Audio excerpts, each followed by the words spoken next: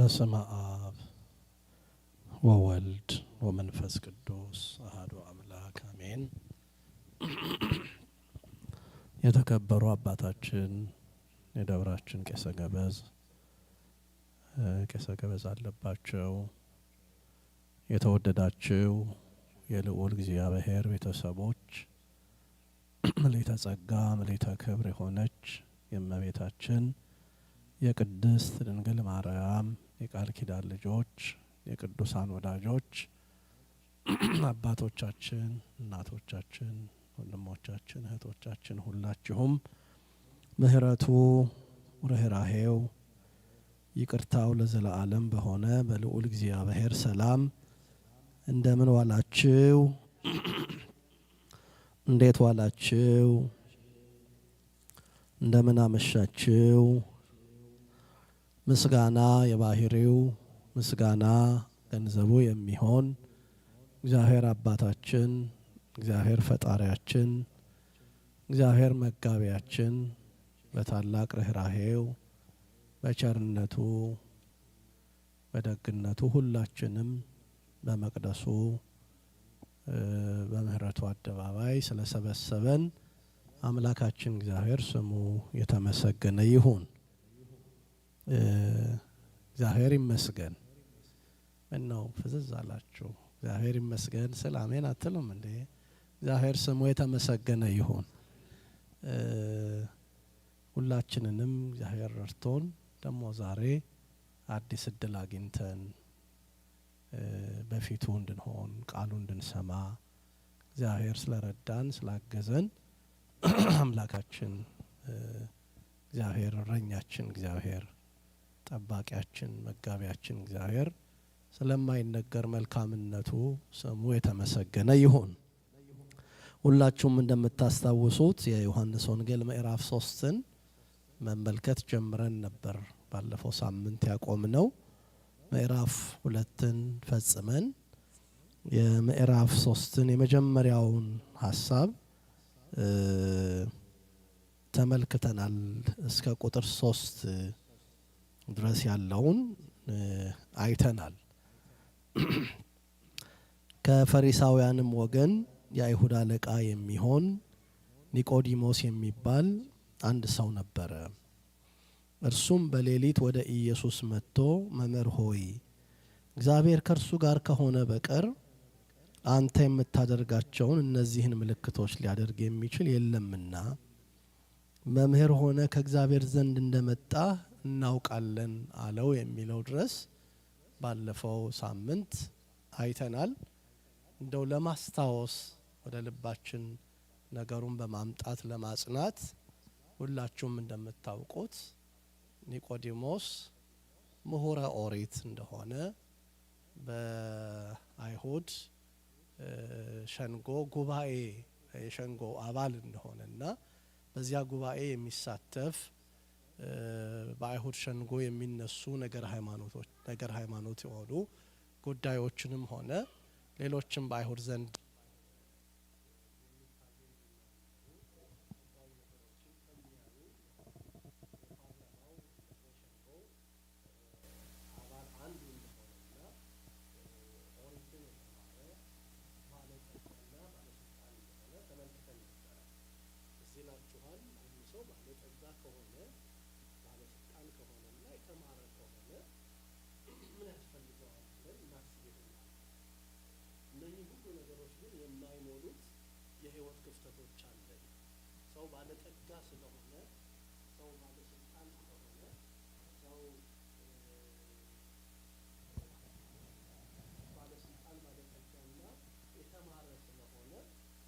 ሁሉ የተሟላ ነው ማለት አንችልም።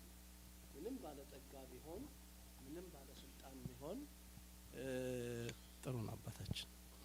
ምንም ባለስልጣን ባለጠጋ ቢሆን በህይወቱ የሚጎድለው ነገር አለው።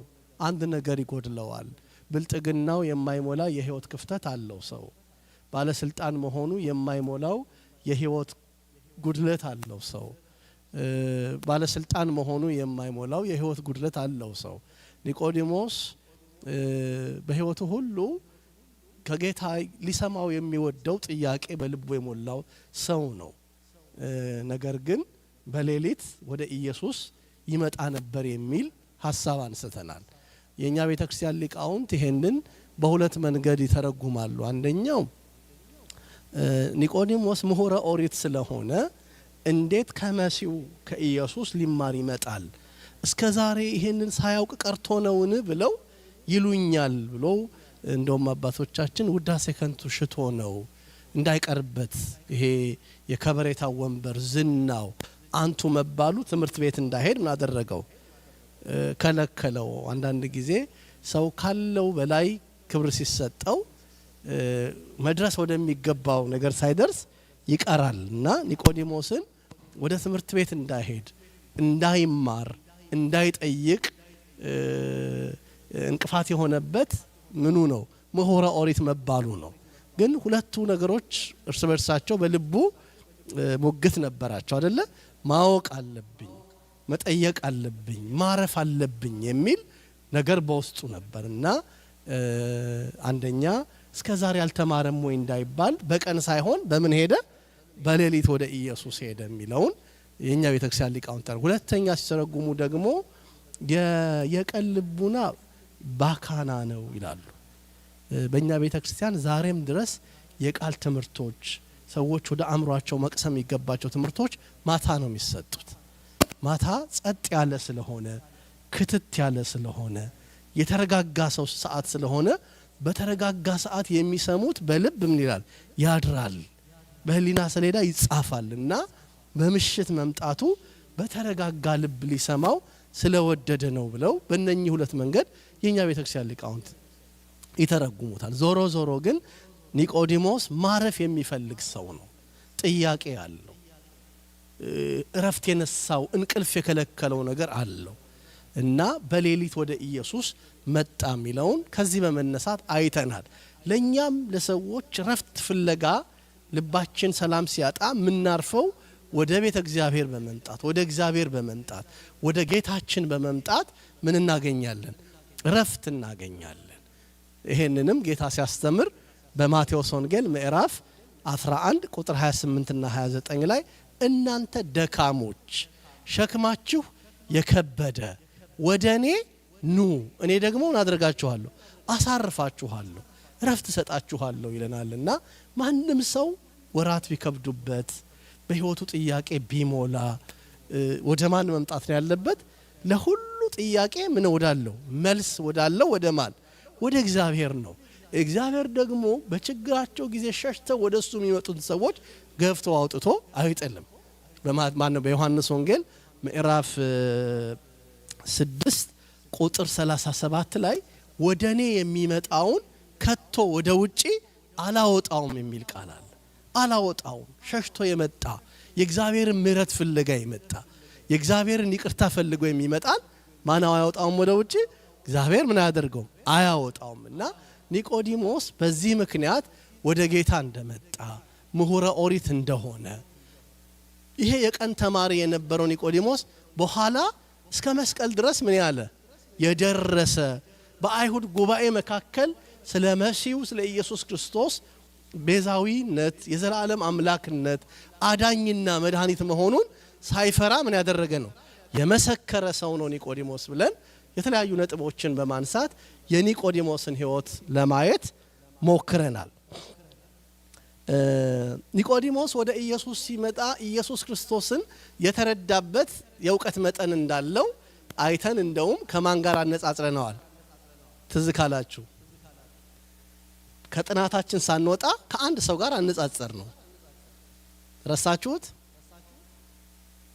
ከናትናኤል ጋር አነጻጸር ነው አይደለ? ናትናኤል ምን ብሎት ነበረ? አንተ ክርስቶስ የሕያው እግዚአብሔር ልጅ ነህ አይደል እንዴ? የእግዚአብሔር ልጅ ነህ ነው አይደል ያለው? አንተ እግዚአብሔር ልጅ ነህ የእስራኤልም ንጉስ ነህ ነው አይደል ያለው? አያችሁ፣ ከኒቆዲሞስ ይልቅ ናትናኤል ምን ብሎታል? ጌታን በሚገባ ተረድቶታል። ኒቆዲሞስ ቀስ እያለ ነው የማን ነገር የገባው? የእግዚአብሔር ነገር የገባው፣ የጌታችን ነገር የገባው፣ የኢየሱስ ክርስቶስ ነገር የገባው ምን እያለ ነው? ቀስ እያለ ነው። መጀመሪያ ምን አለው? እግዚአብሔር ከርሱ ጋር ከሆነ በቀር አንተ የምታደርጋትን ተአምራት ያደርግ ዘንድ የሚችል ማንም የለም አለው።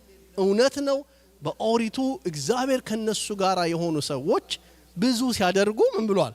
አይቷል። ሙሴ እግዚአብሔር ከሱ ጋር ሲሆን ባህር ምን ሲያደርግ ሲከፍል አይቷል። አለት ሲሰነጥቅ አይቷል። ኢያሱ ጠላቶቹን ፈጽሞ እስኪያጠፋ ድረስ እግዚአብሔር በገባኦን ምን እንዳደረገ ፀሐይን እንዳቆመለት አይተዋል። አያችሁ፣ ሰው ሰርቶ እስኪጨርስ እግዚአብሔር ከርሱ ጋር ከሆነ ፀሐይን ምን ያደርጋታል? ያቆማታል። አያችሁ፣ ብቻ እግዚአብሔር ከማን ጋር ይሁን? ካንተ ጋር ይሁን። ብቻ እግዚአብሔር ከማን ጋር ይሁን? ካንቺ ጋር ይሁን። ብቻ እግዚአብሔር ከማን ጋር ይሁን? ከሁላችን ጋር ይሁን። ስለዚህ ኒቆዲሞስ ካየው ነገር፣ ኒቆዲሞስ ከተረዳው ነገር አንዱ እግዚአብሔር ከርሱ ጋር የሆነለት ሰው ምን እንደሚያደርግ ታላቅ ነገርን ሊያደርግ እንደሚችል አይቷል ብለናል። ሌላው ከኒቆዲሞስ ሕይወት የተረዳነው ያየነው ኒቆዲሞስ ጌታን መምህር ሆነ ከእግዚአብሔር ዘንድ እንደመጣ እናውቃለን ብሎታል። እንደ አንድ መምህር ነው የተረዳው። እንደ አንድ የእግዚአብሔር ሰው ነው የተረዳው። እንደ አንድ ነቢይ ወይም አስተማሪ ነው የተረዳው። እርሱ ግን የመምህራን ሁሉ አምላክ ነው አይደለ? አምላከ ነቢያት ነው አይደለ? አምላከ ጻድቃን፣ የጻድቃን ሁሉ የቅዱሳን ሁሉ ምንድነው? አምላክ ነውና ያንን ኒቆዲሞስ ነው ቀስ እያለ ምን ያለው የተረዳውና ይሄንን ባለው ጊዜ ምሁረ ኦሪት በመሆኑ በሚመጥነው ዕውቀት ጌታ ሊያናግረው ፈለገ። አሁን ምን ሰጣዋችሁ? መንደርደሪያ። ይሄንን ሰው ምሁረ ኦሪት እንደሆነ እንደውም አባቶች አንዳንድ ስኮላሮች ምን ይላሉ? ኒቆዲሞስ በኢየሱስ ክርስቶስ ፊት ቀርቦ አዋቂ መሆኑን ለማሳየት ቢሞክር ለእሱ በሚመጥነው መንገድ ምን አደረገው? አናገረው፣ አወያየው እና ምን አለው? የውይይቱ መክፈቻ ምንድነው ያለው? ከእግዚአብሔር ዘንድ እንደመጣ ከእግዚአብሔር ዘንድ እንደመጣ እናውቃለን። አንተ የምታደርገውን ነገር እግዚአብሔር ከርሱ ጋር ከሆነለት ሰው በቀር ማንም አያደርገውም ሲል ኢየሱስ ክርስቶስ እውነት ብለሃል አለው። እንዴ ምንድነው ያለው? ቀጥታ ወደ ምኑ ገባ?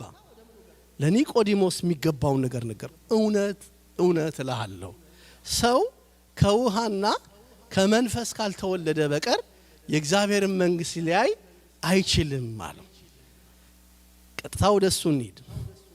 ኢየሱስም መልሶ እውነት እልሃለሁ ሰው ዳግመኛ ካልተወለደ በቀር የእግዚአብሔርን መንግስት ሊያይ አይችልም አለው ይላል። ዳግመኛ መወለድ አለው። መጀመሪያ ዲቴሉን አልነገረውም። ምኑን የነገረው? ቀጥታ ዳግመኛ መወለድ አለው። ዳግመኛ መወለድ ያስፈልጋል አለው።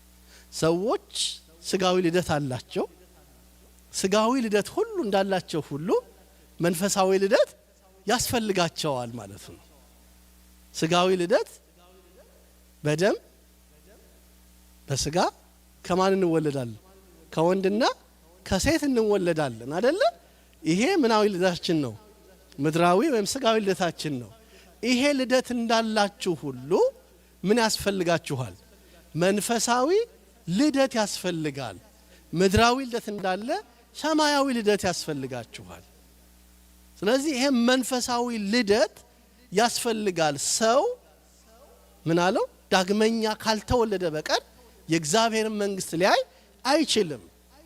ሰው በተወለደበት ሀገር ነው የሀገሩ ዜጋ የመሆን ናሽናሊቲ የሚሰጠው አይደለ?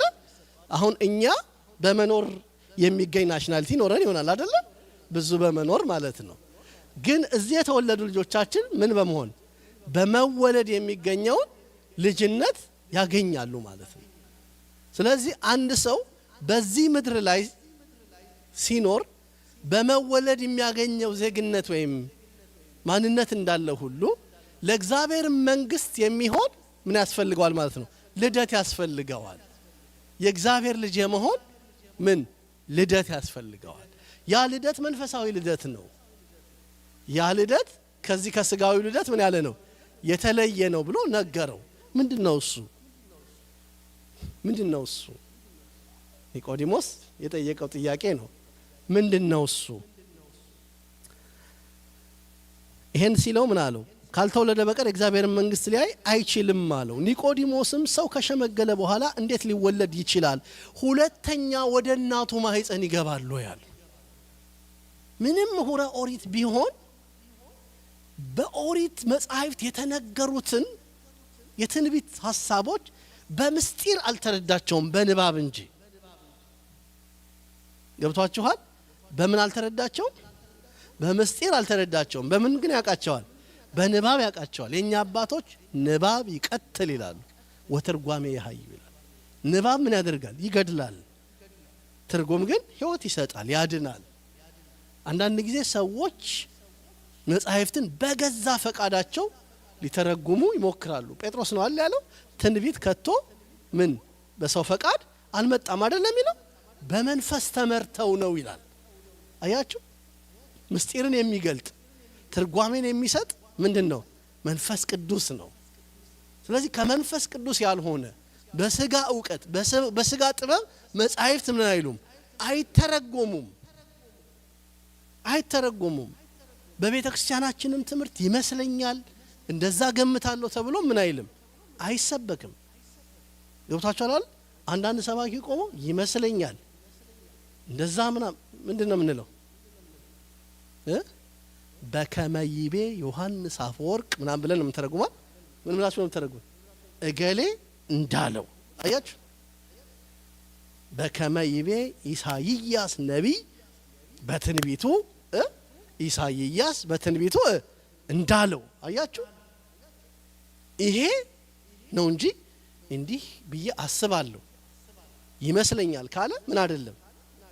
እርግጠኛ አይደለም አይደል ማለት ነው። ተርጓሚው እርግጠኛ አይደለም።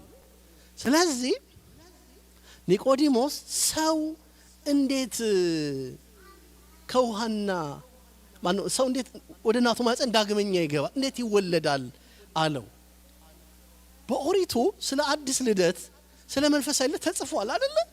እነ ሕዝቅኤል ጽፈዋል። በኋላ እንመጣበታለን አይደል እንዴ? በጥሩ ውሃ ምን አደርጋችኋለሁ? ረጫችኋለሁ፣ አጥባችኋለሁ። እናንተም ከርኩሰታችሁ ምን ትላላችሁ? ትጠራላችሁ።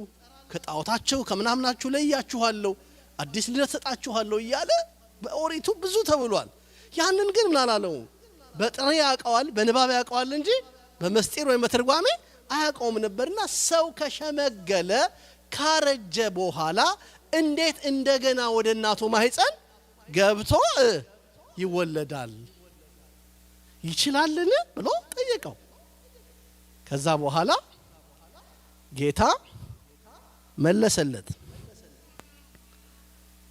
ኢየሱስም መለሰ እንዲህ ሲል እውነት እውነት እልሃለሁ ሰው ከውሃና ከመንፈስ ካልተወለደ በቀር ወደ እግዚአብሔር መንግስት ሊገባ አይችልም አለ። ሰው ከምን ከውሃና ከመንፈስ ካልተወለደ በቀር ወደ እግዚአብሔር መንግስት ሊገባ አይችልም። ስለዚህ ሰው ከውሃና ከወንድና ከሴት እንደሚወለድ በስጋ ልደት በመንፈሳዊ ልደት ደግሞ ከውሃና ከመንፈስ ያስፈልጋል። የውሃ ጥምቀት ብቻዋን አትሰራም ማለት ምን ይሆናል? የመንፈስ ቅዱስ ልደት ያስፈልጋል። ስለዚህ ሰው በሚታየው የውሃ ጥምቀት ሲጠመቅ ውሃ በሰውነቱ ላይ ሲፈስ የማይታየው የእግዚአብሔር መንፈስ በሰውየው ላይ መንፈስ ቅዱስ ይፈሳል። ከዛ ምን ይሆናል? የእግዚአብሔር ልጅ የመሆን ልደት ያገኛል። ይሄ የሚገርማችሁ በፍጥረት የመጀመሪያ ቀን የነበረ ነው። በጣም ወደሚገርም ሐሳብ ልውሰዳችሁ። መጽሐፍ ቅዱስ ሲጀምር ምን ይላል? እግዚአብሔር በመጀመሪያ ሰማይና ምድርን ፈጠረ፣ ምድርም ባዶ ነበረችና የእግዚአብሔር መንፈስ በውሃው ላይ ሰፎ ነበረ ይላል። አያችሁ? የማን መንፈስ? የእግዚአብሔር መንፈስ። ያ የእግዚአብሔር መንፈስ በፍጥረት የመጀመሪያው ቀን በውሃ ላይ የፈሰሰው የእግዚአብሔር መንፈስ ዛሬም በአዲስ ልደት ውስጥ በምናደርገው ጥምቀት የእግዚአብሔር መንፈስ በውሃው ላይ ምን ይላል? ይሰፍና ሰውየው ዳግም ልደትን፣ ሁለተኛ መወለድን፣ አዲስ ልደትን ያገኛል። አንድ አባታችን ቅዱስ ሳዊሮስ የሚባል የአንጾኪያ አባት የተናገረውን ላንብብላችሁ እንዲህ ይላል ወሃሎ መንፈስ ቅዱስ ይጼልል መልዕልተ ማይ እምቅድመ ዝንቱ ግብር ዘተፈጸመ በእንቲያን በጥበብ ወስርዓት ይላል ምንድነው ወሃሎ መንፈስ ቅዱስ ይጼልል መልዕልተ ማይ እምቅድመ ዝንቱ ግብር ዘተፈጸመ በእንቲያን በጥበብ ወበስርዓት ይሄ መንፈስ ቅዱስ በስርዓትና በጥበብ ስለኛ ከተፈጸመው ከዚህ ስራ ወይም ከጥምቀት አስቀድሞ መንፈስ ቅዱስ በውሃ ላይ ይሰፍ ነበር ያኔ ገብታችኋል ምንድነው የሚለው አሁን የምናየው በውሃ ላይ የሚፈሰው ወይም የሚረበው ውሃው ላይ ምን የሚለው የሚያድረው የሚሰፈው መንፈስ ቅዱስ ያኔ በማን ላይ ያኔ በውሃው ላይ በፍጥረት የመጀመሪያ ጊዜ ምን ብሎ ነበረ ሰፎ ነበረ ስለዚህ እዚህ ክፍል ላይ የምንረዳው ትልቁ ነጥብ ኒቆዲሞስ ጌታችንን ሲጠይቀው ሰው ከውሃና ከመንፈስ ካልተወለደ በቀር የእግዚአብሔር መንግስት ያይ ዘንድ አይችልም ብሎታል ይሄን እኮ በነቢያት ተነግሮ ነበረ ለምሳሌ በትንቢተ ሕዝቅኤል ቅድም እንዳልኳችሁ ምዕራፍ 36 ቁጥር 25 ላይ ጥሩ ውሃንም ምረጭባችኋለሁ እናንተም ትጠራላችሁ ከርኩሰታችሁም ሁሉ ከጣዖቶቻችሁም ሁሉ አጠራችኋለሁ አዲስ ልብም እሰጣችኋለሁ አዲስ መንፈስንም በውስጣችሁ አኖራለሁ የሚገርማችሁ የጥምቀት መጽሐፋችንን ብትመለከቱት የሚገርመው ስለ ክፉ መናፍስትን ስለ መቃወም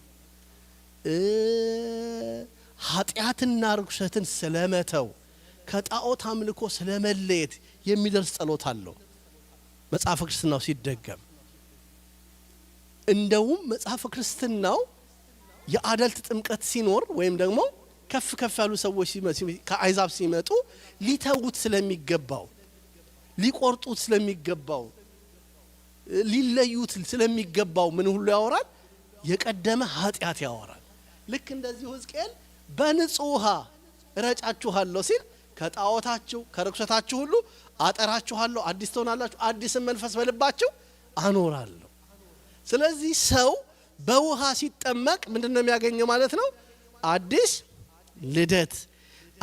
ልደት ነውና ይሄን ካለው በኋላ ለኒቆዲሞስ ሁለቱንም ነገር በንጽጽር ነገረው ከስጋ የተወለደ ስጋ ነው አሉ እስቲ በሉ እሺ ከዛስ አው ከስጋ የተወለደ ስጋ ነው ሲል ከስጋ የሚወለድ የስጋ ልደት ምንድነው ስጋዊ ደማዊ ነው የሚታይ ነው ግዙፍ ነው አይደለ እንዴ አጥንት ስጋና ደም ተካፍሎ በማህፀን 5 ወር 9 ወር ከ5 ቀን ቆይቶ አድጎ የሚወጣ ግዙፍ ምንድነው ማለት ነው ልደት ነው ይሄ ልደት ምን የሚል ነው የሚታወቅ ልደት ነው የሚታይ ልደት ነው ከመንፈስ የምትወለዱት ግን እንደዛ አይደለም ከመንፈስ የምትወለዱት ልደት ምንድነው ረቂቅ ነው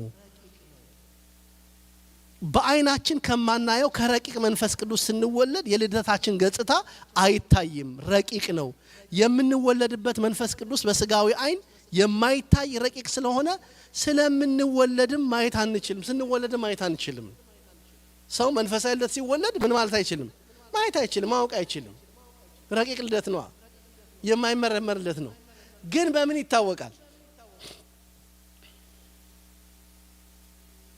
አያችሁ ኒቆዲሞስ መንፈሳዊ ልደት ረቂቅ ነው ሲለው ጥያቄ ሊመጣበት እንደሚችል ግልጽ ነው አይደል እንዴ ስጋዊ ልደት ምንድነው አለን ስጋዊ ስለሆነ ምንድነው ግዙፍ ነው የሚታይ ነው አይደል እንዴ መንፈሳዊ ልደት ግን ምንድነው ረቂቅ ነው የማይታይ ነው የማይመረመር ነው ስለዚህ ኒቆዲሞስ ምን ሊኖረው ይችላል ጥያቄ ሊኖረው ይችላል አይደል ጌታችን ምን አለው ወዲያው በፍጥነት ነፋስ አለው አይደል እንዴ ወደ ወደደው ይነፍሳል ድምጹን ትሰማለህ ከወዴት እንደመጣና ወዴት እንደሚሄድ ግን አታውቅም ከመንፈስም ምን ወለደለት እንዲሁ ነው አለው ይላል ስለዚህ በስራ ይታወቃል ማለት ነው። አያችሁ ነፋስ የመንፈስ ቅዱስ ምን ሆኖ ምሳሌ ሆኖ የተገለጠበት ኒቆዲሞስ ሊረዳው ሊገነዘበው ምን በሚል በሚችል ነው። ነፋስ፣ ነፍስ፣ መንፈስ እነኚህ ምን ናቸው? ረቂቅ ናቸው አይደለ? ነፋስ፣ ነፍስ፣ መንፈስ እነኚህ ምንላቸው ምን ናቸው ማለት ነው? ረቂቃን ናቸው። ስለዚህ ይሄንን ረቂቅ ልደት ለማስረዳት ስለምን ቢነግረው ይቀላል ለኒቆዲሞስ? ስለ ነፋስ ያውቃል። ነፋስ ባይታይም ዛፎችን ሲያንቀሳቅስ ያያል አይደል እንዴ? ዛፉን ሲጥል ያያል፣ ሲያንቀሳቅስ ያያል። ከወዴት እንደመጣ አያውቅም፣ ወዴት እንደሚሄድም አያውቅም። ስለዚህ ረቂቅ ልደት በነፋስ ይመሰላል ብሎ ስለ ነፋስ የሚያስችል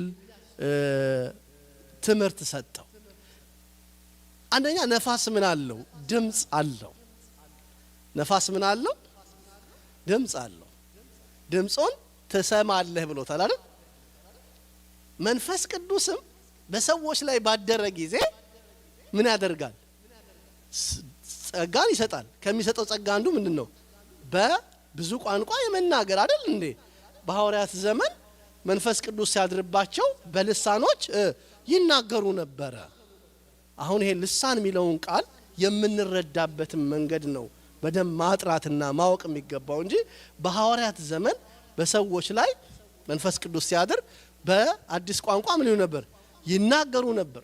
ብዙ ጥቅሶች አልፈልግም። ሐዋርያት ሥራ ምዕራፍ 9 ላይ ሄዳችሁ ብታነቡ እነ ቅዱስ ጳውሎስ እጃቸውን ጭነው ሲጸልዩላቸው በመንፈስ ቅዱስ ይናገሩ ነበር በአዲስ ቋንቋ ይላል። በግልጽ ግን በቤተ ክርስቲያን የልደት በዓል ቀን የቤተ ክርስቲያን የልደት በዓል መቼ ነው? በዓለ ጴንጤቆስጤ ወይም በዓለ ጰራቅሊጦስ የምንለው የቤተ ክርስቲያን ምን የልደት ቀን ነው። በዚያን ቀን በቅዱስ ጴጥሮስ ትምህርት 3000 ሰው አምነዋል። ቅዱስ ጴጥሮስና ከእርሱ ጋር የነበሩት ደቀ መዛሙርቱም በ50ኛው ቀን እንደሚነድ እሳት መንፈስ ቅዱስ በተከፋፈሉ ልሳኖች በእነሱ ላይ ምን ሆነ? ወረደ። በአንድ ቤት ሳሉ ብርቱ አውሎ ነፋስ ይሏል። አንዱ ብርቱ አውሎ ነፋስ ቤቱን ምን አደረገው? ሞላው ይላል። ከዛ በሁሉም ላይ መንፈስ ቅዱስ ሞላባቸው፣ በልሳኖችም ይናገሩ ጀመር ይላል። አያችሁ? ስለዚህ ድምጹን ትሰማለህ ሲል መንፈስ ቅዱስ ምን ይላል ማለት ነው? ምስጢር ይገልጣል፣ እውቀት ይገልጣል፣ ጥበብ ይሰጣል፣ ያናግራል ማለት ነው። አያችሁ? ስለዚህ ለኒቆዲሞስ ድምጹን ትሰማለህ ሲለው ልንረዳው የሚገባው መንፈስ ቅዱስ ምን ሰጪ ነው ማለት ነው? ጥበብ ሰጪ፣ እውቀት ሰጪ መሆኑን ነው። ቀጥሎ ነፋስ ከወዴት እንደመጣ ወዴትም እንደሚሄድ አታውቅም ብሎታል። ድምጹን ትሰማለህ ብሎታል። ከወዴት እንደመጣ ወዴት እንደሚሄድም መንፈሳዊ ልደት እንደውም ሲነግረው ምን አለው? ጠቢቡ ሰሎሞን የተናገረው ነገረው። መክብብ 11:5 እስኪ አንድ ሰው ያወጣ። መክብብ 11:5 11 ምዕራፍ 11 ቁጥር 5 ላይ በማህፀን ይላል እንዴት አድርጎ ደሙን እንደሚያዋድድ ከአጥንት ጋር ይላል። ገብቷችኋል? ላንብብላችሁ። እንዲህ ይላል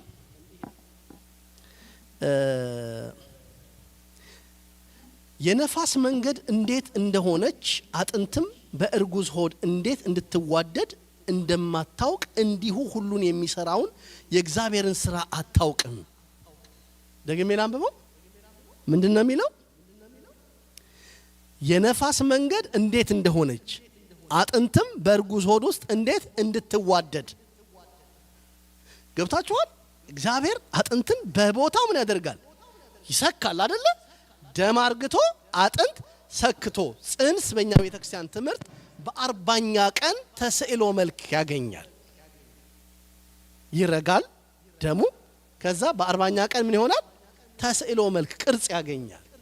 በዚያ ጊዜ እንዴት አድርጎ አጥንትን ምን እንደሚያደርገው እንደሚያዋድደው አታውቅም። እንዴት እንደሆነች አጥንትም በእርጉዝ ሆድ ውስጥ እንዴት እንድትዋደድ እንደማታውቅ እንዲሁ ሁሉን የሚሰራውን እግዚአብሔርን ስራ አታውቅም ይላል። የነፋስ መንገድ ወዴት እንደሆነች አታውቅም። አይ ነፋስ ወደ ወደደው ይነፍሳል። ድምጾም እንጂ አትኩሩ እንጂ ድምጾ ምን ትላለ? ከወዴት እንደመጣ ወዴትም እንደሚሄድ አያችሁ። የነፋስ መንገድ አይታወቅም አለን ጠቢቡ ሶሎሞን። ሶሎሞን በጣም አስገራሚ የፍልስፍና ነገር ነው የሚናገረው። 3 ነገሮችን አንድ ላይ ያመጣ። አንደኛ የነፋስ መንገድ ምን እንደማይታወቅ አይደል? ሁለተኛ በማህፀን እግዚአብሔር አጥንትና ደምን በእርጉዝ ማህፀን ውስጥ እንዴት አድርጎ እንደሚያዋድድ። ሶስተኛው የእግዚአብሔርም ስራ ምን እንደማይመረመር ነው። ስለዚህ እግዚአብሔርም መንፈሳዊ ልደት ሲሰጠን እንዲሁ ነው እያለን ነው። ገብታችኋል? በጥምቀት ጊዜ የሚገኘው መንፈሳዊ ልደትም ገብታችኋል? በማርያም መንፈሳዊ ልደት ይሄ ነው። የማይመረመረው ልደት ይሄ ነው። ረቂቁ ልደት ይሄ ነው። ለኒቆዲሞስ ይሄንን አስደናቂ ነገር ነው የሚገልጥለት። ስለዚህ እኛ በምንጠመቅበት ጊዜ የምናገኘው ልደት ወይም መንፈሳዊ ልደት የምናቀው በስራ ነው እንጂ በሚታይ ነገር አይደለም። በስራ ግን ምን ይላል? ይታወቃል አይደል? ሰዎች መንፈሳዊ ስራ እንዲሰሩ የሚያደርጋቸው በውስጣቸው ያለው የምን መንፈስ ነው? የልጅነት መንፈስ ነው። የእግዚአብሔር ልጅ ነው ምን ሆነው። የሚገርማችሁ መድኃኒታችን ኢየሱስ ክርስቶስ ሰው በሆነ ጊዜ ከመቤታችን ከቅድስት ድንግል ማርያም ሰው በሆነ ጊዜ በግብረ መንፈስ ቅዱስ ነው ሰው ሆነው አይደል እንዴ? በመንፈስ ቅዱስ ግብር ከቅድስት ድንግል ማርያም ሰው ሆነ ይላል። አያችሁ፣ መንፈስ ቅዱስ ይሄንን ታላቅ ነገር ያከናውን ነበር። ልክ እንዲሁ ሁሉ መንፈስ ቅዱስ እኛንም ምኖች ያደርገናል? የእግዚአብሔር ልጆች ያደርገናል።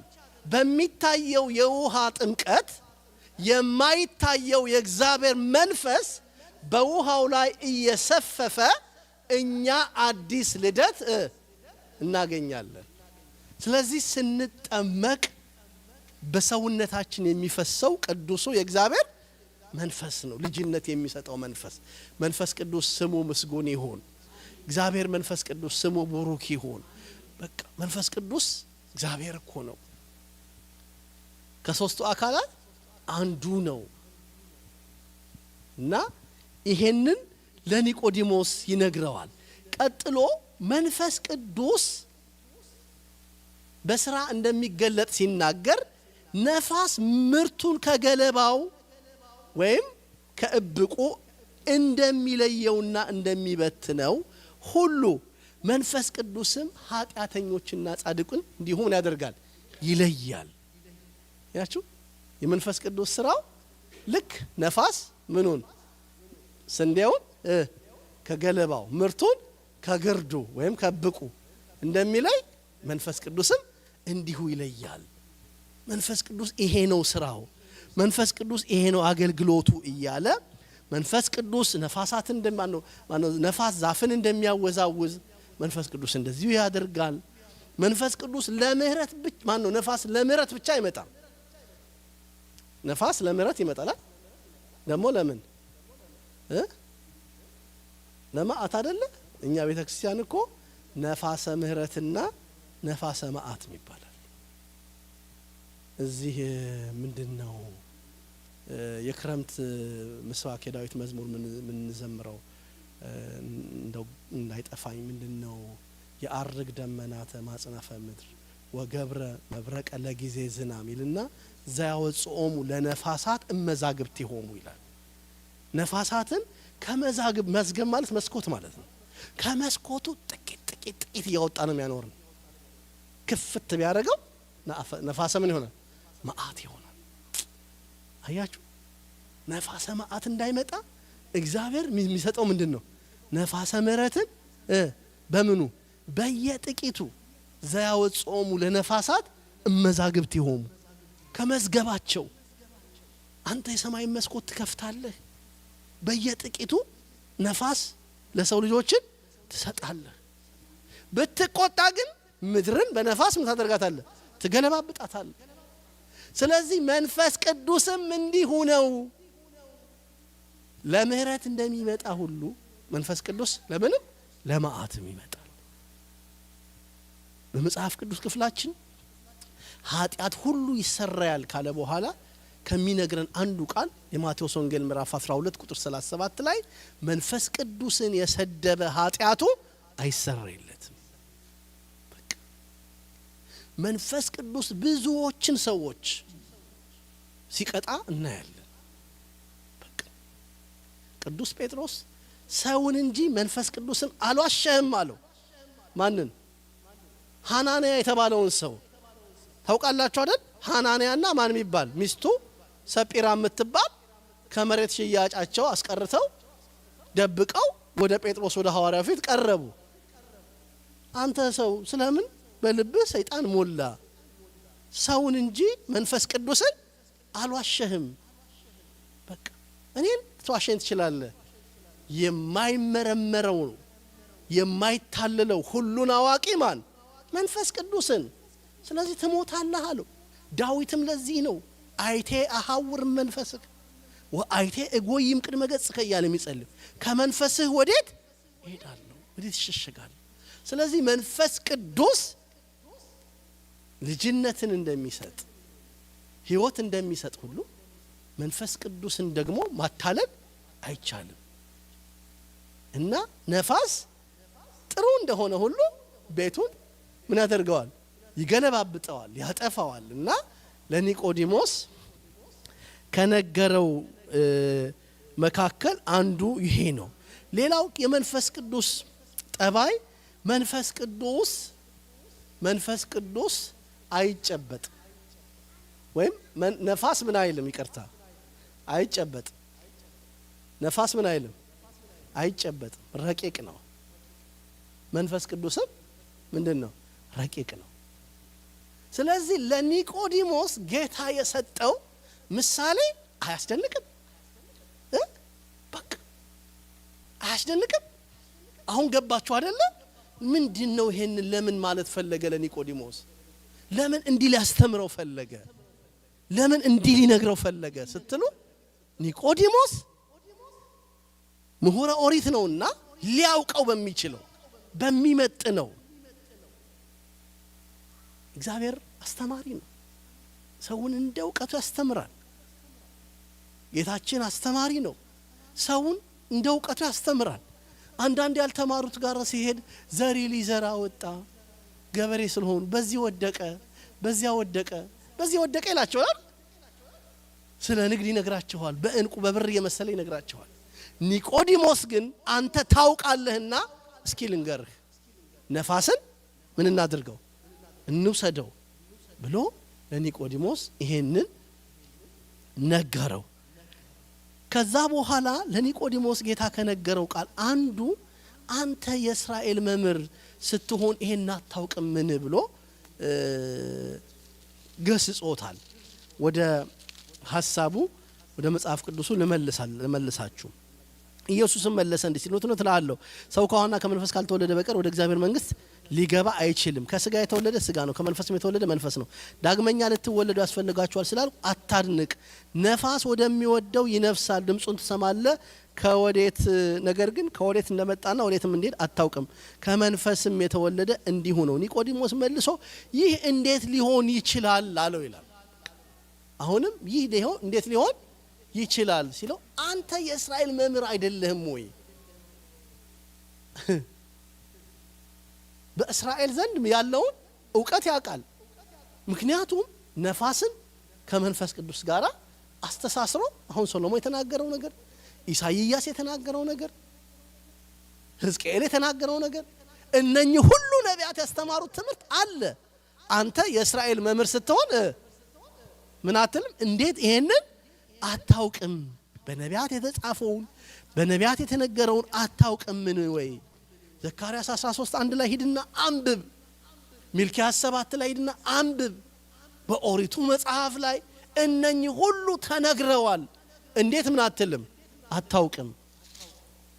ዘካርያስ 13:1 ላይ እንሂድና እናንብ። ምንድነው የሚለው? ዘካርያስ 13:1 ላይ እንዲህ የሚል ቃል ተጽፏል። ትንቢተ ዘካርያስ ምዕራፍ 13 ቁጥር 1 ላይ በዚያን ቀን ለዳዊት ቤትና በኢየሩሳሌም ለሚኖሩ ከኃጢአትና ከርኩሰት የሚያነጻ ምንጭ ይከፈታል። በዚያን ቀን ይላል የሰራዊት ጌታ እግዚአብሔር የጣዖታትን ስም ከምድር አጠፋለሁ። ምን ይከፈታል? የሕይወት ምንጭ ይከፈታል። ኃጢአትን ሁሉ የሚያስወግድ በደልን ሁሉ ምን የሚያል የሚደመስስ ያ የሕይወት ምንጭ የተባለው በትርጓሜ ክርስቶስም ነው።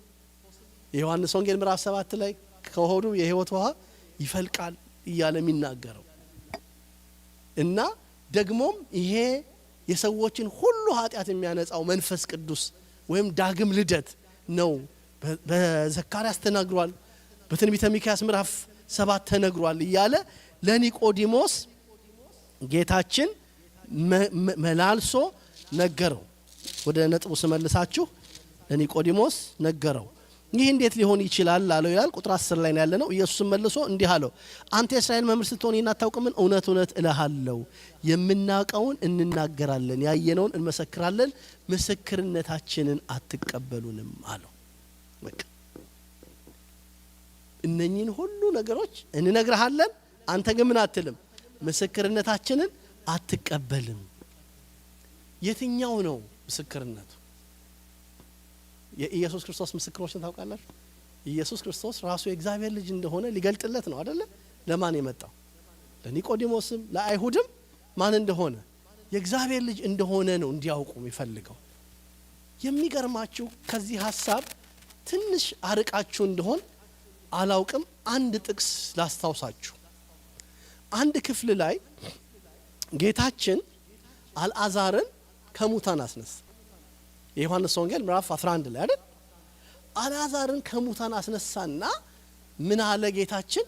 ቀና ብሎ አባት ሆይ ስለሰማኸኝ አመሰግንሃለሁ፣ ሁሌም እንደምትሰማኝ አውቃለሁ አለ ይላል። እዚህ ጋር ብናበቃ ይሄ ክፍል ኢየሱስ ክርስቶስ ይሄንን ብሎ ጸልየዋል ብለን ነው የምናቆመው አይደል እንዴ? ለምን እንዳለው ግን ማንም ሳያስፈልግ ራሱ ጌታ ተናገረ። ይሄንን በዚህ ቦታ ስላሉ ሰዎች ተናገርኳል። አገኘኸው? ለማን የተናገርኩት? ይሄን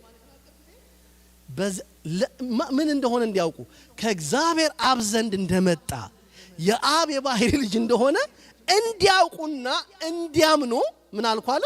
ተናገርኳል።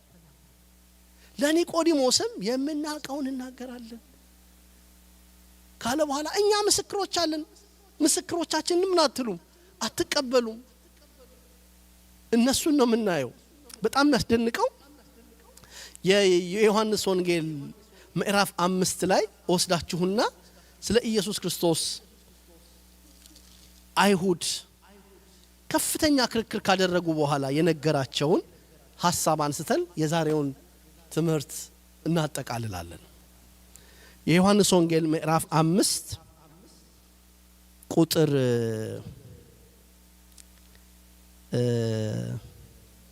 30 ጀምሮ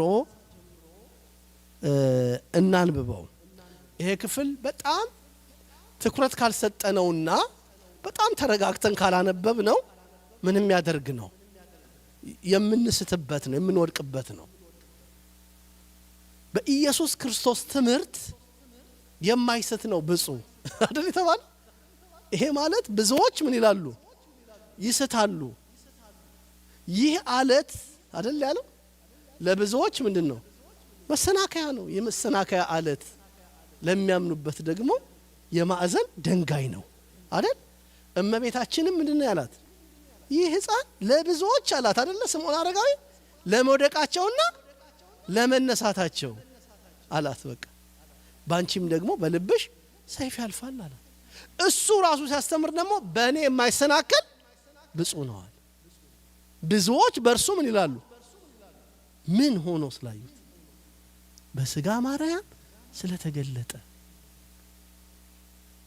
ፍጹም ሰው ሆኖ ምን ስላለ? ስለመጣ በቤተ ክርስቲያናችን የዶግማ ትምህርቶች አንዱ የኢየሱስ ክርስቶስ ፍጹም ሰው ፍጹም አምላክ የመሆን ትምህርት ነው። በቃ ፍጹም ሰው ነው፣ ፍጹም ደግሞ አምላክ ነው። ወይም ደግሞ በደንብ በተገቢው አቀራረብ ፍጹም አምላክ ፍጹም ሰው፣ አምላክነቱን አስቀድመን ከዛ ምንነቱን ተስበይቱን ሰውነቱን ፍጹም አምላክ ፍጹም ሰው ነው። እና ለኒቆዲሞስ ከነገረው ነጥብ አንዱ ይሄ የዮሐንስ ወንጌል ምዕራፍ 5 ላይ ያለው ቃል ነው። እኔ ከራሴ አንዳች ልናገር አይቻለኝም፣ እንደሰማው እፈርዳለሁ፣ ፍርዴም ቅን ነው፣ የላከኝ ፈቃድ እንጂ ፈቃዴን አልሻምና። እኔ ስለ ራሴ በመሰክር ምስክሬ እውነት አይደለም፣ ስለ እኔ የሚመሰክር ሌላ ነው አላቸው። አሁን እኔ ከራሴ አንዳች አልፈርድም፣ ወይም ደግሞ ደግመን ቃሉን እናንብበው እንዳንረሳው። ምንድነው የሚለው? እኔ ከራሴ አንዳች ልናገር አልችልም፣ እንደሰማው እፈርዳለሁ፣ ፍርዴም ቅን ነው፣ የላከኝም ፈቃድ እንጂ ፈቃዴን አልፈጽምም አለ። ኢየሱስ ክርስቶስ ለአይሁድ እንዲያውቁት የሚፈልገው ሊነግራቸው የሚፈልገው ነገር የአባቱን ፈቃድ ሊያደርግ እንደመጣ እንዲያውቁ ነው። ቴክኒክሊ ምን ማለት ነው? የመጣሁት ከየት ነው? ከአባቴ ዘንድ ነው። ከባህሪ አባቴ ከአብ፣ ከባህሪ ሕይወቴ ከመንፈስ ቅዱስ ዘንድ ምን ብያለሁ? መጥቻለሁ። አይሁድም እኮ በታምራቱ እኮ ተደንቀዋል እኮ። ገብቷችኋል?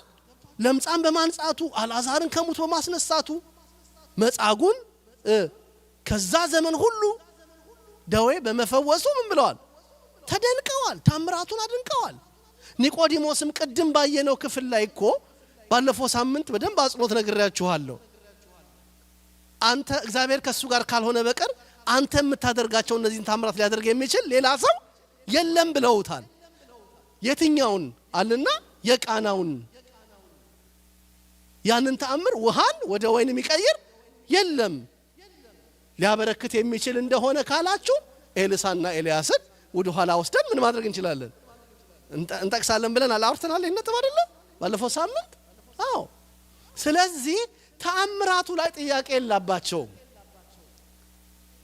ተአምራትን ደግሞ ማድረግ ለማንም ይቻላል። ገብታችኋል? ተአምራትን ማድረግ ለማንም ይቻላል። ብዙዎቹ ተአምራት አድርገዋል። እኔ ኤልሳ እኮ ሙት አስነስቷል። የኤልሳ አጥንቱ ሙት አስነስቷል እኮ። ማወቅ ያለባቸው የባህሪ አምላክነቱን ነው። ግልጽ ነው ማውራው። ምኑን ነው ማወቅ ያለባቸው? የዮሐንስ ወንጌል ትምህርትም ትልቁ የትምህርቱን ዓላማ በአንድ ቃል የሚነግረኝ ሰው አለ? አይደለም። በቃ መጽሐፉ የተጻፈበትን ዓላማ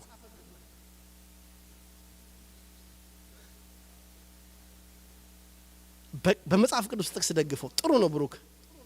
የዮሐንስ ወንጌል ምዕራፍ 20 ላይ እንዲህ ይላል፣ ክርስቶስ እርሱ የእግዚአብሔር ልጅ እንደሆነ አምነው በእርሱ የዘላለም ሕይወት ያገኙ ዘንድ ይህ ተጽፏል።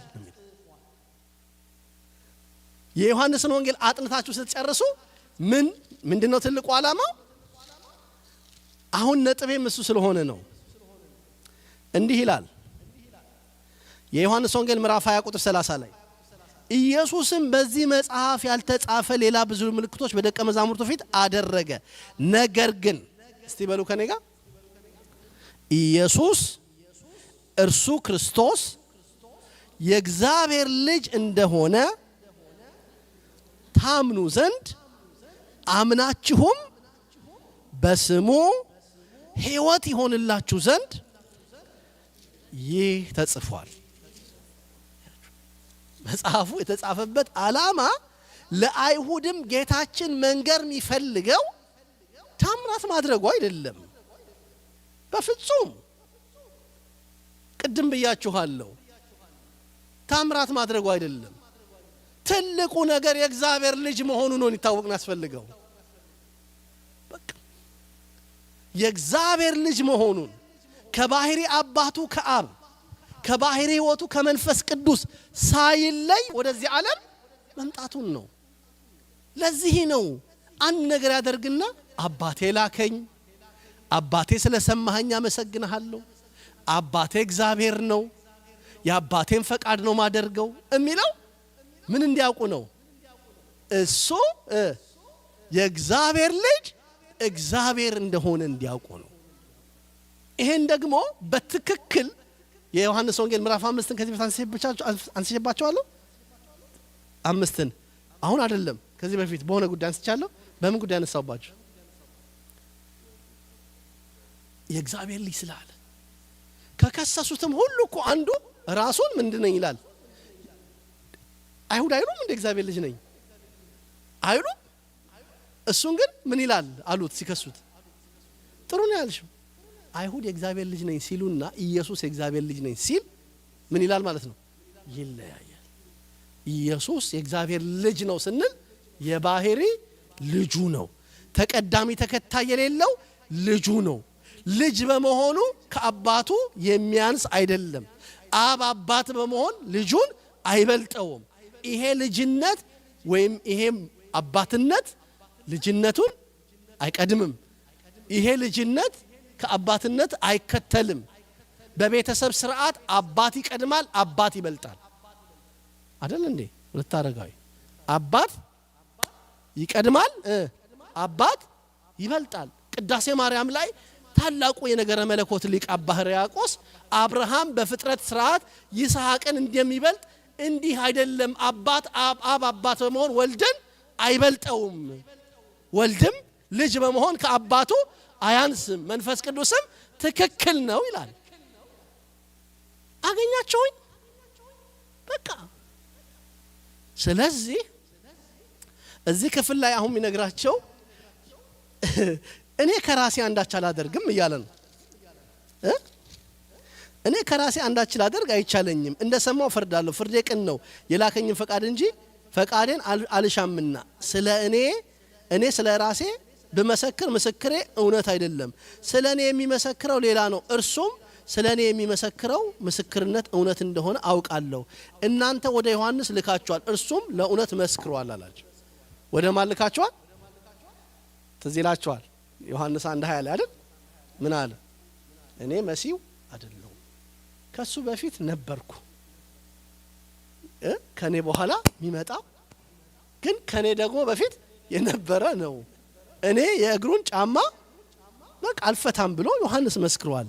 ካለ በኋላ ምን አላቸው? ዮሐንስ ልካችኋል፣ እርሱም መስክሯል። እኔ ግን ከሰው ምስክር አልቀበልም፣ እናንተ ደስ እንዲላችሁ ነው እንጂ ለኔ መስካሪ ለባህሪው መስካሪ ይፈልጋል እንዴ? ለአምላክነቱ ምስክር ይፈልጋል? አይፈልግም። እናንተ እንድትድኑ ነው። እኛ እንድንድን አይሁድ እንድድኑ ነው። ጌታ ስለ ራሱ ምን የሚያደርገው የሚገልጠው የሚናገረው እናንተ እንድትድኑ ይህንን አልኩ እንጂ ይላል። ወይ ቃሉ እዚሁ አጠገቤ ሳገኘው ደስ አለኝ። አያችሁት? ቃሉ እናንተ እንድትድኑ ይህንን እላለሁ እንጂ እርሱ የሚነድና የሚያበራ እሳት ነበረ፣ መብራት ነበረ። እናንተም ጥቂት ዘመን በብርሃኑ ደስ ሊላችሁ ወደዳችኋል። ዮሐንስ ምን ነበር? የሚነድና የሚያበራ እሳት ነበር። ስንት ጊዜ? እንደ ዮሐንስ ጥቂት ጊዜ ያገለገለ የለም። ዮሐንስ ጥቂት ጊዜ ነው ያገለገለው። ዮሐንስ እስከ ጌታ ሞት ደርሷል እንዴ? እስከ መስቀሉ ደርሷል? አልደረሰም። መንገድ ጠረገ፣ ጌታን አስተዋወቀ፣ ከዚያ ዞር አለ፣ ከዛ ደግሞ ሄሮድስን ተቃወመ፣ ከዛ በሄሮድስ ተገደለ ወይም ደግሞ አንገቱን በሰይፍ ተቀላ። ከዛ ምን አለ ቀጥሎ? በብርሃኑ ደስ ይላችሁ፣ እኔ ግን ከዮሐንስ የሚበልጥ ምስክር አለኝ። አብ ልፈጽመው የሰጠኝ ስራ፣ ይህ የማደርገው ስራ አብ እንደላከኝ ስለኔ ይመሰክራል። የመጀመሪያ ስራው የትኛው? በቃና ዘገሊላ ያደረገው፣ ሙት ያስነሳው፣ እነኚህ ስራዎች ሁሉ ምስክሮቼ ናቸው ካለ በኋላ እንዲህ ይላል፣ ድምጹን ከቶ አልሰማችሁም፣ የማደርገው ስራ አብ እንደላከኝ ስለኔ ይመሰክራልና የላከኝም አብ እርሱ ስለኔ ይመሰክራል አለ። ድምጹን ከቶ አልሰማችሁም ምን አላቸው? መቼ በደብረ ታቦር መቼ? ከደብረ ታቦሩ በፊት በግልጽ ለነሱ ከክፍሉም አወቃቀር አንፃር የዮርዳኖስ ይቀድማል አይደለ? በዮርዳኖስ አልሰማችሁም ወይ? አልሰማችሁም ወይ? ስለኔ ምን ሲል የምወደው ልጄ ይህ ነው እሱ እኮ ብሏል። እንዴት አልሰማችሁም? የምወደው ምስክርነታችንን አትቀበሉም እያለ በብዙ ቁጥር ሲል የማን ምስክርነት? የስራው ያዙልኝ እንድንይዘው ነው። የማን? የስራው። ሁለተኛው የአባቱ ቀጥሎ ያዙልኝ። ሁለተኛው ነው እንድንቀጥል እኮ ነው። አንደኛ የምኑ ምስክርነት? ስራው አይደል? ሁለተኛው የማን? የአባቱ ምስክርነት። ሶስተኛው የማን? የዮሐንስ ምስክርነት አይደለ? ከዛ ቀጥሎ እንዲህ ይላል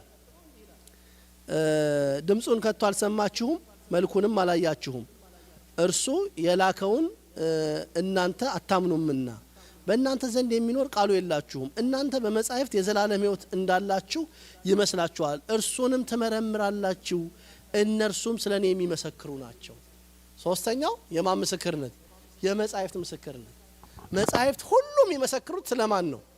ስለ ክርስቶስ ነው። ቤተ ክርስቲያን ግጻዌ የሚባለው መጽሐፍ ታውቃላችኋል? ምንድነው የሚባለው? ፈረንጆቹ ሌክሽነሪ ነው የሚባለው፣ ሌክሽነሪ ነው የሚባለው፣ እንደዚህ ይባላል። በዚህ በግጻዌ መጽሐፍ ላይ ስታነቡ ሁል ጊዜ ኦሪት እና ሐዲስን ቤተክርስቲያን ምን ትላለች? ታስማማለች። አሁን ባለፈው ሳምንት ዘመነ ስብከት ነበር አይደል? ምን ተባለ? ፈኑ እዴከ ማርያም፣ ከአርያም ምን ህላ ክንድህላ። ክንዱ የተባለው ማን ነው? ልጁ ነው። አያችሁ? በሚቀጥለው ብርሃን ፈኑ ብርሃነከ ወጽድቀከ ኖላዊ ሆሙ ለእስራኤል አጽ እንደዚህ እያለች ኦሪትንና ሐዲስን ምን ትላለች? ታስማማለች። ስለዚህ መጻሕፍት እናንተ የምታነቧቸው መጻሕፍት ምስክር ናቸው ይላል። እናንተ መጻሕፍትን የዘላለም ሕይወት እንዳላቸው ይመስላችኋልና እነርሱን ትመረምራላችሁ እነርሱም ስለኔ የሚመሰክሩ ናቸው። ነገር ግን ሕይወት እንዲሆንላችሁም ወደ እኔ ልትመጡ አትወዱም። ከሰው ክብርን አልቀበልም ዳሩ ግን የእግዚአብሔር ፍቅር በራሳችሁ እንደሌላችሁ አውቃችኋለሁ። እኔ በአባቴ ስም መጥቻለሁ አልተቀበላችሁኝም። ሌላው በራሱ ስም ቢመጣ እርሱም ምን ይላል? ትቀበሉታላችሁ። እናንተ እርስ በርሳችሁ ክብር የምትሰጣጡ ከአንዱም ከእግዚአብሔር ያለውን ክብር የማትፈልጉ እንዴት ልታምኑኝ ትችላላችሁ? ምንድነው ያለው? የምናቀውን ያየነውን እንመሰክራለን። የምናቀውን ነገር ምስክርነት ልትቀበሉ አትወዱም ማለት ለማን? ለኒቆዲሞስ አይደል? አትችሉም ትችላላችሁ ካለ በኋላ እኔ በአብ ዘንድ የምከሳችሁ አይምሰላችሁ። እኔ አይደለም የምከሳችሁ፣ የሚከሳችሁ አለ። እርሱም ተስፋ የምታደርጉት ሙሴ ነው። ማን ነው? ሙሴ ነው። እነሱ እስራኤል ከሚመኩበት አንዱ ማን ነው? ሙሴ ነው። ሙሴ ነው። ሙሴ ነው። ሙሴንስ ብታምኑ እኔን ባመናችሁ ነበር። እርሱ ስለኔ ጽፏልና። መጻሕፍትን ካላመናችሁ ግን ቃሌን እንዴት ታምናላችሁ? እንደውም ኒቆዲሞስን ቀጥ ብሎ ስለ ምድራዊ ነገር ብነግርህ ያላመንክ፣ ቀጥሎ ይለዋል ስለ ሰማያዊ ነገር ብነግርህ እንዴት ታምናለህ? ከሰማይ ከወረደው በቀር ወደ ሰማይ ወጣ። አያችሁ ትምህርታችን ሲያያዝ አያችሁ። ኒቆዲሞስን ይሄን ሐሳብ ነው የነገረው። እግዚአብሔር ይባርካችሁ። ያስተማረን አምላክ ስሙ የተመሰገነ ይሁን። በየጊዜው ነው እያጠናን የምንሄደው። እርግጠኛ ሆኜ ነው የምነግራችሁ። በትጋት ይሄን ካደረጋችሁ እንደው መጽሐፍ ቅዱስን ለመገንዘብ ግራ ይላችሁ። ትልቁ የአዲስ ኪዳን መጽሐፍ መሰረት የዮሐንስ ወንጌል። የአዲስ ኪዳን መጽሐፍ መሰረት የዮሐንስ ወንጌል። የዮሐንስ ወንጌል በደንብ ጠርቶ ከገባን ከዛ በኋላ ቀሪዎቹ ሶስት ወንጌላውያን የጻፉት ከዚህ መሰረት አይወጣም። ከዛ ውጪ ደግሞ መልእክታት ብትሄዱ መልእክታት ከዚህ አይወጡ እና በደንብ ትኩረት ሰጥታችሁ እንድትከታተሉ በእግዚአብሔር ስም አደራዬ ነው። ቤት ስትገቡ ዩቲዩቡን ደጋግማችሁ ስሙት፣ ደጋግማችሁ አዳምጡት፣ ለሰው አካፍሉት፣ አድርሱት፣ ሰው ይማርበት። በቃ ቤተክርስቲያናችን በዚህ ጊዜ ልጆቿን እንዲህ ከማንቃት የሚበልጥ እንዲህ ከማትጋት የሚበልጥ ሌላ ስራ ሊኖራት አይገባም። ሌላ አገልግሎት ሊኖራት አይገባም። ሌላው አገልግሎት ሁሉ ትርፍ ነው። ማለትም ይሄ ልማት የምንለው ወይም ሌላው የምንሰራቸው ስራዎች ቀጥሎ በማመን የምንሰራቸው፣ በማወቅ የምንሰራቸው፣ በመረዳት የምንሰራቸው። ቤተክርስቲያን ትልቁ አገልግሎቷ አምልኳ፣ ቅዳሴዋ ነው። ቅዳሴዋን ደግሞ አምልኳን የሚካፈሉ ደግሞ በወንጌል ያደጉ የተረዱ ንስሐ የገቡ ራሳቸውን ያዘጋጁ ሰዎች የሚቀበሉት ምስጋና ነው። ቤተክርስቲያን ትልቁ የአምልኮ ክፍሏ ቅዳሴ ነው። ቅዳሴ በቤተክርስቲያን ትምህርት ምን ይባላል? አባቶቻችን በጣም ደስ በሚል ቃል ይገልጣል። አክሊለ ስብሐት ይሉታል። እስቲ አክሊለ ስብሐት በሉ እስቲ። አክሊል የት ነው ያለው? እዚህ ላይ ነው። ስብሐት ምንድነው? የምስጋና አክሊል ምንድነው ማለት ነው? ቅዳሴ ነው። ማህሌቱ፣ ሰዓታቱ፣ መዝሙሩ፣ ሌላ ሁሉ ወዴት መዳረሻ ነው? ወደ ቅዳሴ ነው የሚያንደረድረው። ሰዓታት ተቆሞ የሚዘጋው በምንድን ነው? ማህሌት ተቆሞ የሚዘጋው ምንድን ነው? ኪዳን ተደርሶ ወዴት ነው የሚገባው? ወደ ቅዳሴ ነው። እዛ ደግሞ የሚያዘጋጀው ለንስሐ የሚያዘጋጀው ለቅዱስ ስጋው የሚያዘጋጀው ለክቡር ደሙ የሚያዘጋጀው ደግሞ ምንድን ነው? የእግዚአብሔርን ነገር ማወቅ፣ መረዳት፣ ማመን እሱ ነውና መጻሕፍትን በማጥናት ትጉ። እግዚአብሔር ይባርካችሁ። ሰዓትም ስለመሸ ጸሎት በዚሁ አባታችን አድርገው የመርሃ ግብራችን ፍጻሜ ይሆናል። ወደ አባታችን እናልፋለን።